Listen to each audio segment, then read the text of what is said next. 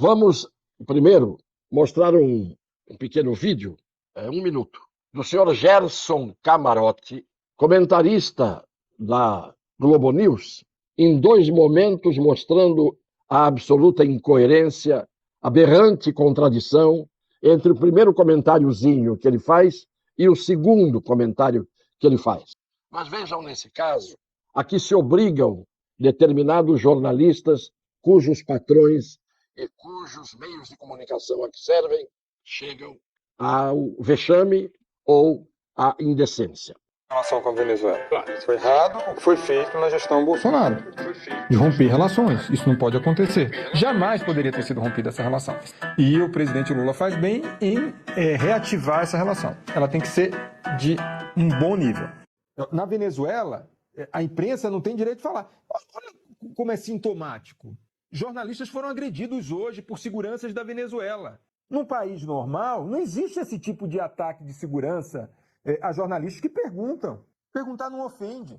Isso é muito sintomático. Isso tem que ter uma reação muito contundente, porque acabou vindo também do próprio GSI, que é o Gabinete de Segurança Institucional. Isso não pode acontecer numa democracia.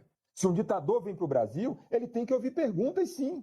Tem que ser questionado, sim. Aí você pega o ditador, traz a segurança e fica atacando o jornalista brasileiro. Isso é que é uma ditadura.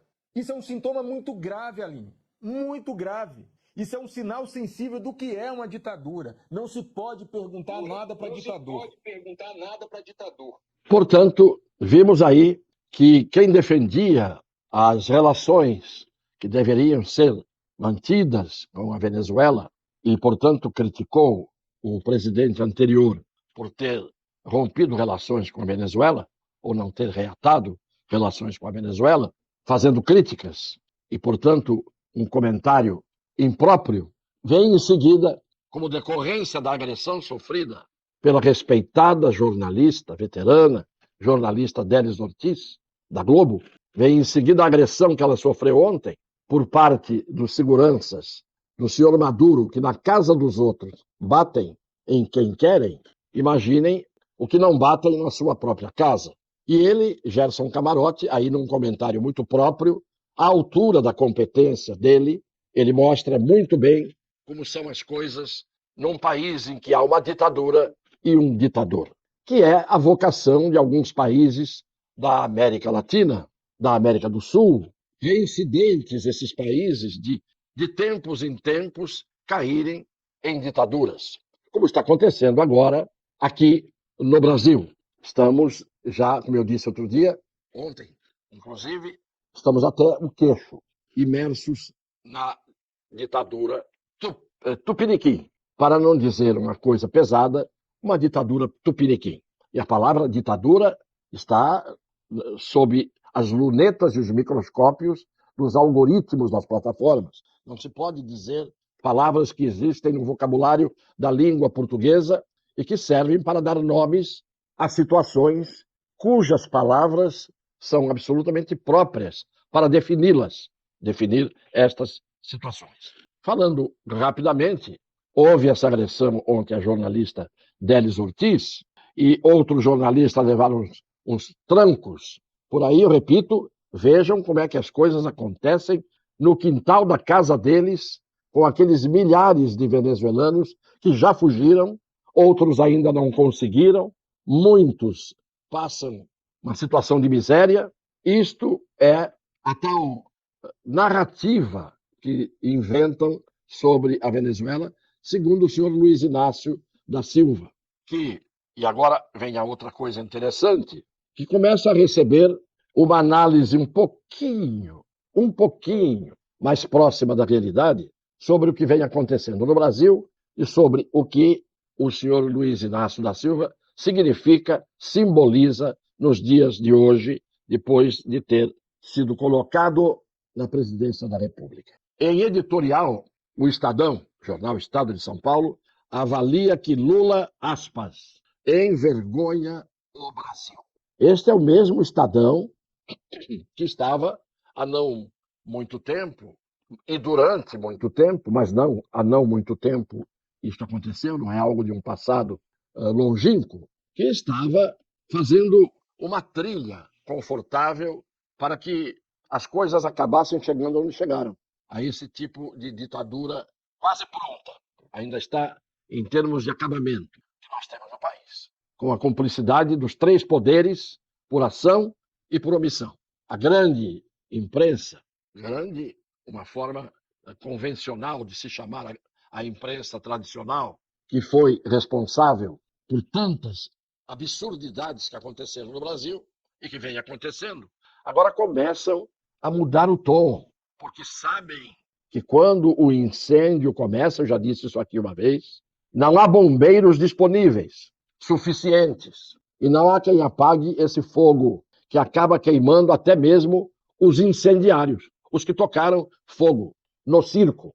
Texto e trecho do texto do editorial do Estadão. Vergonha. Esse foi o sentimento que os editores do jornal O Estado de São Paulo expressaram acerca da celebração do presidente Luiz Inácio da Silva ao ditador da Venezuela, Nicolás Maduro. Para o periódico, o jornal, o petista, aspas, envergonhou o Brasil de uma maneira como poucas vezes se viu nos últimos tempos, ao estender o tapete vermelho, que não podia ser outra cor, a do tapete, neste caso por razões ideológicas, para um tirano e sugerir que a Venezuela é uma democracia. Claro, para os ditadores e para aqueles que estão prontos para exercer a tirania, claro, repito, que a democracia é sinônimo de ditadura. Só não está isso ainda colocado nos dicionários, pelos politicamente corretos e por aqueles que têm a disfarçatez de fazer esta sinonímia entre ditadura e democracia. De qualquer maneira, o papelão que Lula vivenciou, não sei onde é que está aquela antiga sagacidade que o presidente tinha em saber dar algumas tacadas certeiras. Hoje ele não acerta uma, das duas uma. Ou ele está com avaria mental, que eu disse isso ontem, e é possível que esteja, porque ninguém escapa na vida, dependendo inclusive do uso que fez do cérebro, ou do pouco uso que fez do cérebro, como pouca leitura, principalmente, e pouca discussão de nível acadêmico, com ideias dos outros, sendo o norte para essas discussões, e esses outros, eu digo, são os grandes pensadores da humanidade. Quem não se interessou por esse tipo de leitura e achou que o seu cérebro era capaz de produzir o pensamento universal, acaba tendo, às vezes, uma avaria, que vem como decorrência de más influências masculinas e femininas, e pode vir também como consequência deste tipo de avaria que, muitas vezes, a idade traz para as pessoas que envelhecem, mas poderiam envelhecer mantendo, pelo menos, a dignidade, a sensatez, a espiritualidade, a prática da virtude, a humildade e a certeza de que aqueles que eu estou falando que envelhecem devem ter, principalmente porque esta humildade que devem ter é uma das formas melhores de as pessoas se aproximarem do fim de suas vidas. De qualquer forma, é isto que nós vivemos no Brasil atual. Embora falar isto que falei nesta live hoje incomode a muita gente que não sabe conviver com a verdade, mas sim com a contradição entre aquilo que pensavam e diziam antes e radicalmente dizem hoje de forma diametralmente oposta. Essa falta de coerência, na verdade, não é falta de inteligência. E não é uma mudança de opinião pura e simplesmente porque as pessoas refletiram e mudaram de opinião. Não, é porque as pessoas mudaram de interesse ou mantiveram seus interesses que têm direções diferentes dependendo do vento que sopra. Então, muitas vezes, mudar de opinião não é descobrir a verdade e não é pensar melhor e aceitar a realidade. Mudar de opinião, muitas vezes, é mostrar o verdadeiro caráter que algumas pessoas têm. Para onde vamos? Onde vamos parar?